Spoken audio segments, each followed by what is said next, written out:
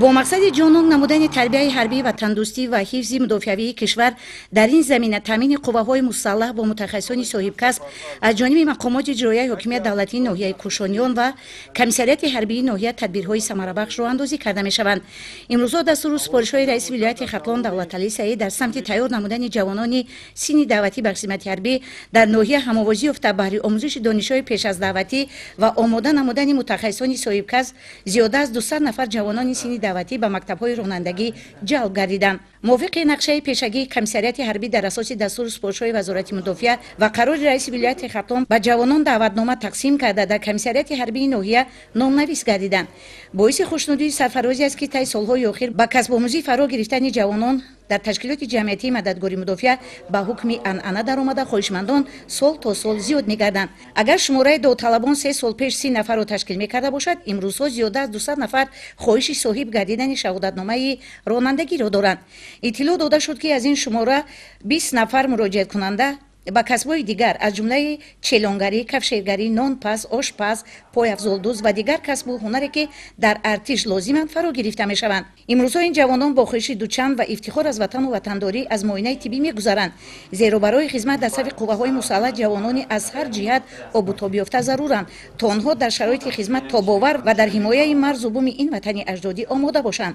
از جانب کمیسریات حربی ناحیه به ما دعوتنامه دادند. ما امروز یک گروه جوانان به کمیسریات حربی حاضر شدیم. با آموزش پیش از دعوتی جلب گردیده صاحب کسب و هنر میشویم و با خواهش خود به صف قوه‌های مسلح شامل گردیده خدمت مادر وطن را به جا می‌آوریم.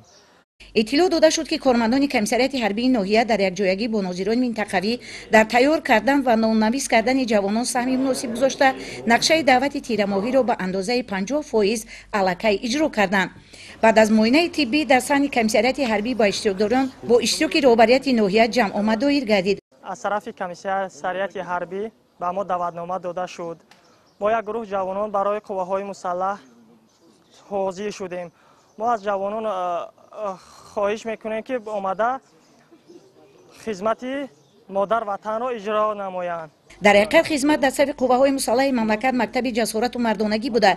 هر یک جوانمردی با ننگ و ناموس ملت را آب و تاب می‌دهد و آنها را هم جسمانی و هم روح هم برای محافظت یکپارچگی تاجیکستانی عزیز هدایت می‌نماید. سپس کسب آموزان را به تشکیلات جمعیتی مددگار مدافعین ناحیه روان کرده به رفت علم آموزی و کسب آموزی این مکتب تکنیکی آشنا گردانیدند.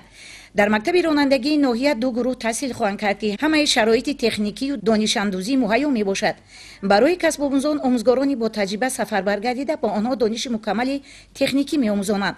آنها الکی میدانند که در صف ارتش ملی رانندگان واسطه‌های نقلیات بارکش، نقلیات تکنیکی حربی از جمله تانک و ماشین‌های زیرپوش، رانندگان نقلیات خدمت ارتش خیلی ضرورند و آنها باید با دانش مکمل مسلح باشند. برای کسب آموزان در 3 منطقه سیمخانه‌های با تمام شرایط آماده کردند. قسمتی در جماعت دهاتی زرگر، یک قسمی آنها در شهر باختر و قسمت دیگرشان در مرکز ناحیه کوشانیان و تعلیم فرا گرفته می‌شوند و در دعوت تیره‌ماه به صف قوه‌های مسلح شامل می‌گردند.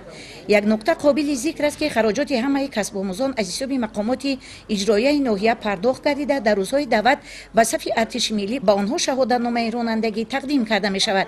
این هم از غمخوری‌های همه‌جانبه دولت و حکومت تاجیکستان منشأ گرفته جوانان در یک وقت هم صاحب کسب و هنر می‌گردند و هم مرز و بوم این وطن اجدادی را محافظت می‌نمایند. تشکیل چنین چهاربینی‌های آموزشی و معرفتی و کارهای عامه‌فهمانی در تمام مناطق ناحیه ادامه داشته اطمینان است که نقشه تیره‌ماهی دعوت در سطح بلند سیاسی و وطن‌دوستی اجرا کرده می شود. حسن زاده گلیزار، امام علی شریف، نمازعلی ارگش، اخبار ناحیه کوشانیان.